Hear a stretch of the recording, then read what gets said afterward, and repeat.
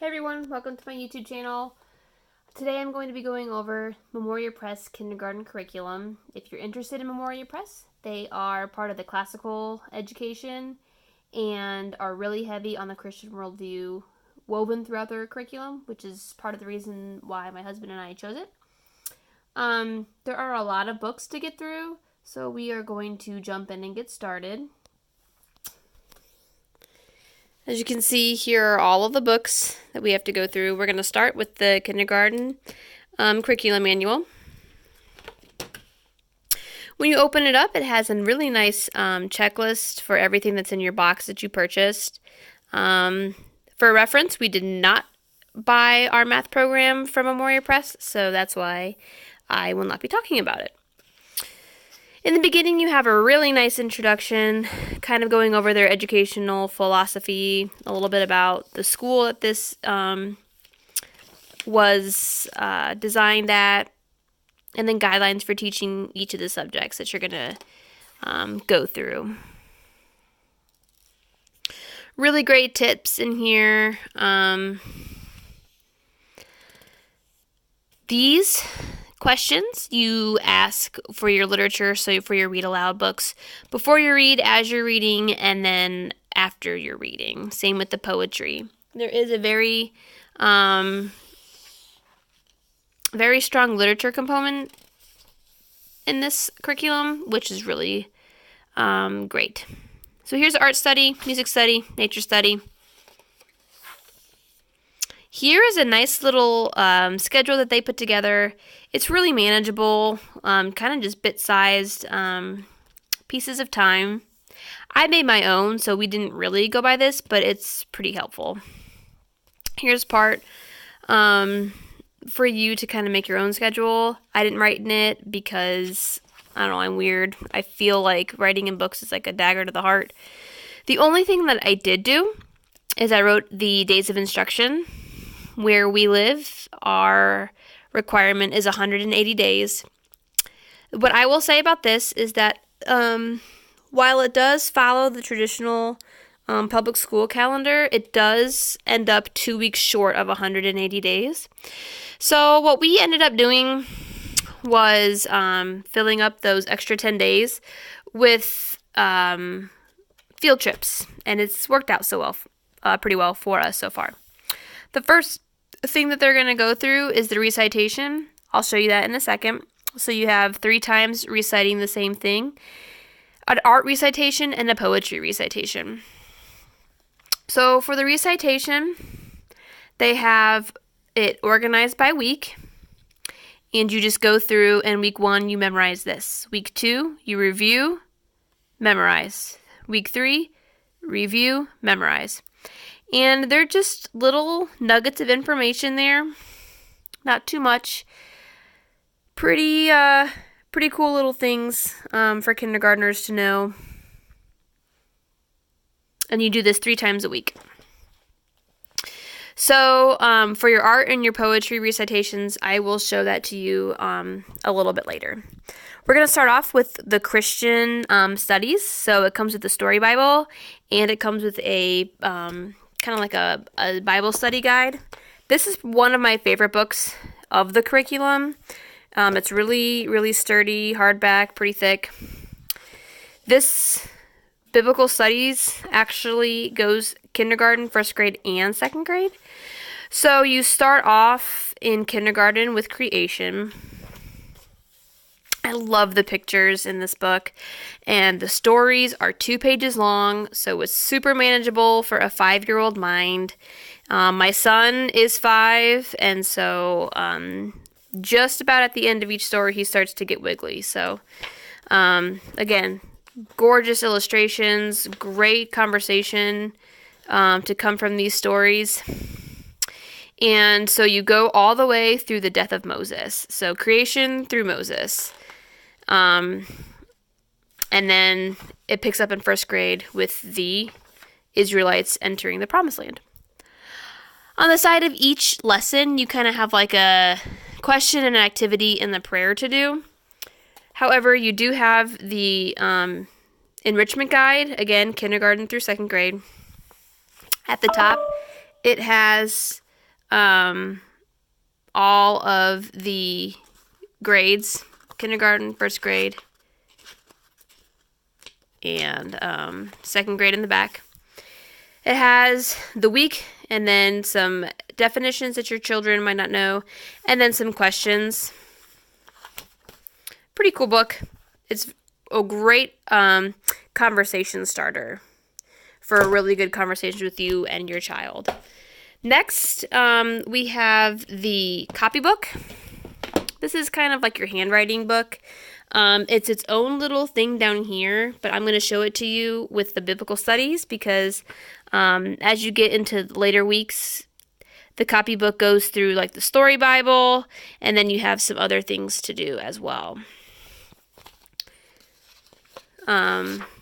If you're going to be practicing your handwriting, might as well use the Word of God, right? So you go through, and the first step is to read the story.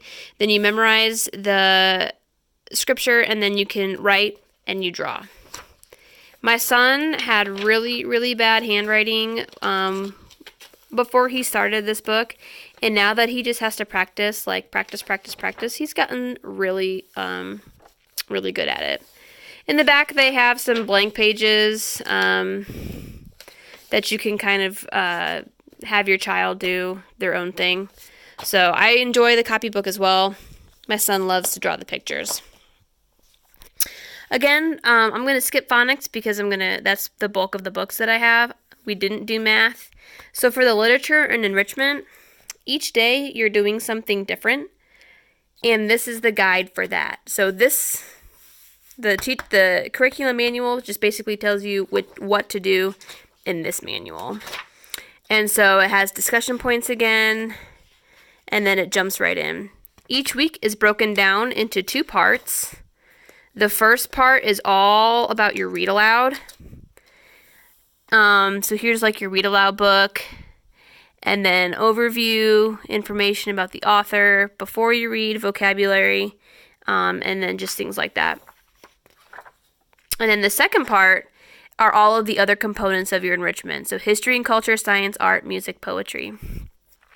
So for the history and culture, that is kind of just right there. Same with science. And they have some books that you can purchase off of the website for like science supplements. For art, though, they have these art cards that you use. And this is the art recitation.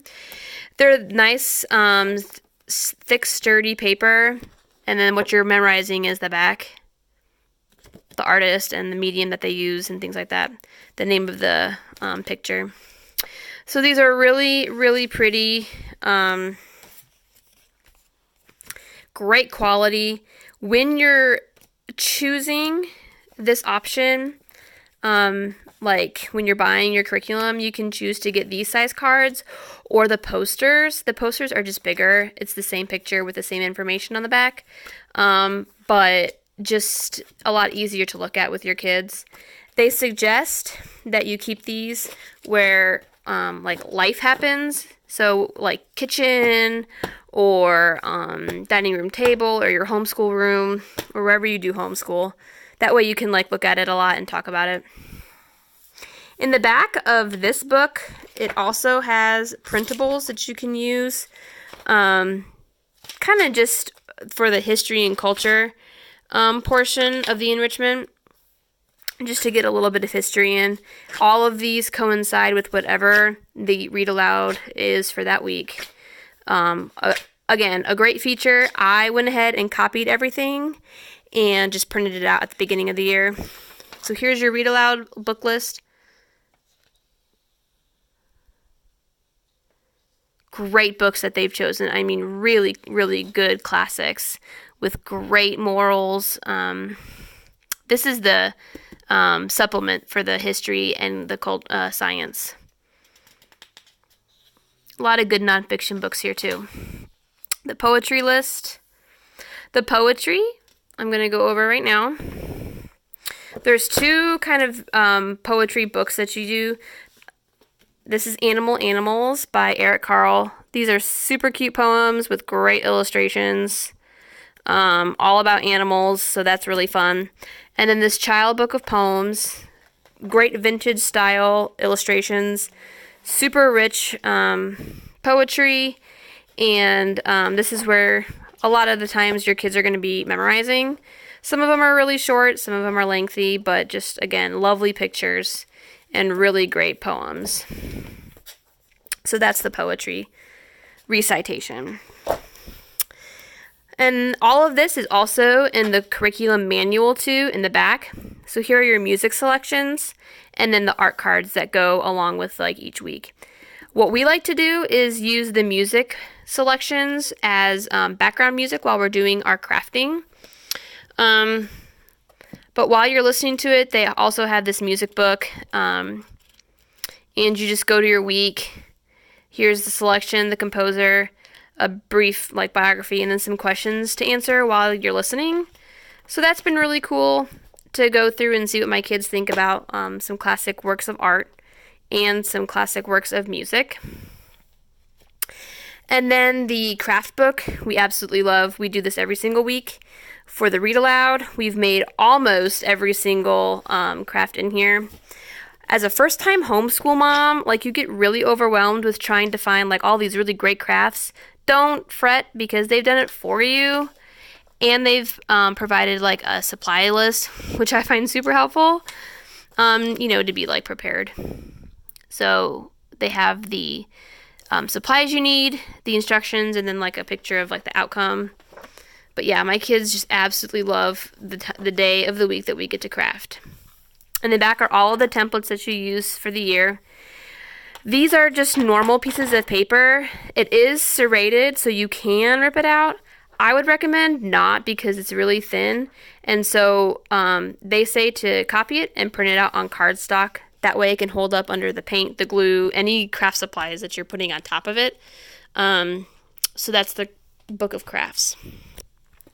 Next, I'm not really sure what this book is. It came with the curriculum. It's just like a composition and sketchbook. I'm pretty sure this is for like the nature study, but we just haven't used it. We did more of like a oral kind of like narration type deal when we did our nature study. So that's the enrichment program. Really great, just really great supplements there. Back here in the very back of your book, of your manual, I guess I'll just go through. As you notice, the weeks will get progressively more full. Each box gets bigger, especially the Phonics program. I'll show you that in a second. But we just really enjoy this program so far. We are in the 4th quarter, so we've done most of it. So again, here's your recitation, calendar time tips, and then again it goes in your copybook selection, read aloud list, everything that was in the enrichment guide for you to have, just again, poetry list. And then in the back here it has some worksheets that you can kind of supplement as well as needed for practice. They do have you doing these toward the end of the year, and then there's the answer key in the back. So this is your command center for pretty much everything that you're doing. So the rest of the books, that's Phonics. So all of this stack and all of those are Phonics. So there are multiple like resources that you use for Phonics. I'm going to go through these 3 first, and then I'll get to the other ones. So first start reading. There's 4 workbooks, a word book, and then your teacher's manual. This one has all 4 of the workbooks in it, and then it starts off with kind of a scope and sequence of each book, and then great tips for teaching. I found super helpful. So then you'll see your kid's workbook, and then everything else is scripted, so that's what you would say. And so you just open up to the book and the lesson. So here's A, you go through book B, book C, and then like book D. So all 4 books are in here with what you say, and again, super helpful. So here I'm just going to quickly go through all of the 4 workbooks real quick. So here's book A, scope and sequence for them, and then it starts off. They kind of jump into like words and reading right away, so they don't really shy away from that. The one thing I will say about this, these 4 books is it's very fast-paced. And, I mean, my son has kept up so far, except for some of the stories. I'll go over that in a second. At the end of each book, there is an assessment. So there's a review component and then an assessment. And the assessment is basically lists that they read of words they've learned in this book, and then sight words and common words. We have a list over there of all of the sight words. So that way, sight words are hard to memorize, like how to spell. So as long as he can read them over on that list, I'm okay with it. So you dictate words that they've learned. They write it down. That's book A. Each book gets, like I said, faster pace, lots more reading, lots more writing, dictation, copying, handwriting practice, all that stuff. And then again in the back you have your assessments, reading, dictation, common, and sight words. Book C is the thickest book out of all of them. This is kind of your, like, right in the middle of the year kind of a thing. You'll see all of these flagged pages. Those are all of the stories that are in this book. And he was able to read some of them. But then once we got into the more lengthy, difficult stories, he got really frustrated, like this one. It took him a really long time, and he was just not having a really confident reading session. So I figured we'll wait for that, and maybe I'm going to show you what we're doing instead. Every time we come to a lesson that involves reading, we stop and we do something else. Maybe we'll pick it back up in the summer when he's a little bit more confident. This book had a lot of review in it, and then a lot of assessments at the end. We just started book D with the silent E, or the magic E as they call it. He's also jumping around in this book. So like they went over the silent E, and then we went over the SH sound. And so it's not really sequential like the other books. Again, you do jump around. So that's the last book, and then at the end of this one, there's like an end of the year assessment. For the word book, it's like a mastery book, and so depending on the concept that you're going over that week, there's different lists that they can drill on. These are the silent E lists, and we just pick one each day and go over it, and it seems to be helping him so far. I time him, and he likes to beat the timer because he's a little bit competitive. But the first, I would say probably 2 quarters, you're going over like the single letters. They have you, well, first of all, we'll do this one. They have you read in the Christian Liberty Nature Reader. And each letter corresponds with an animal. Here's the table of contents. I've learned some really great, like, bits of trivia from this book. And again, 2 pages for each letter, not a whole lot to overwhelm them. Again, the Christian worldview is woven in this book. Each of the stories will talk about how God made, like, this specific animal special, or he made them to have some kind of a feature. So, yeah. It's definitely creation heavy. There's no evolution talked about in this book at all. And then once you read like the letter animal book, you go over here and you can color each of the pages with a bunch of different animals on it. So that was really fun too. I had to copy those pages because I had 2 kids who wanted to do the coloring. So these are the last 2 phonics workbooks that come in the program, K and grade 1. This isn't necessarily grade 1, but it is a little bit more in-depth than this book. Again, this book is just your single letters, like coloring, beginning consonants, and things like that. All of these activities like are varied, so you're not doing the same thing every day. And I think that my son has really enjoyed that. He loves these 2 workbooks. He just loves them. I don't know. The blue sticky notes that you see are pages that weren't like assigned in the manual, so I'm gonna have him do those as like summer worksheets.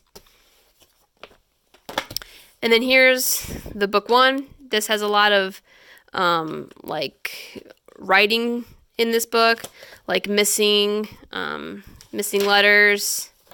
You do have some coloring activities and things like that. There's a few stories in here. But yeah, again, my son just absolutely loves these 2 workbooks. Next are the flashcards. There was a huge stack of them. I just ring bound them depending on their section. So like here was the alphabet. They came in black and white, but black and white bothers me. So like I colored them all with Sharpie. So yeah, so here's the alphabet. Consonant teams,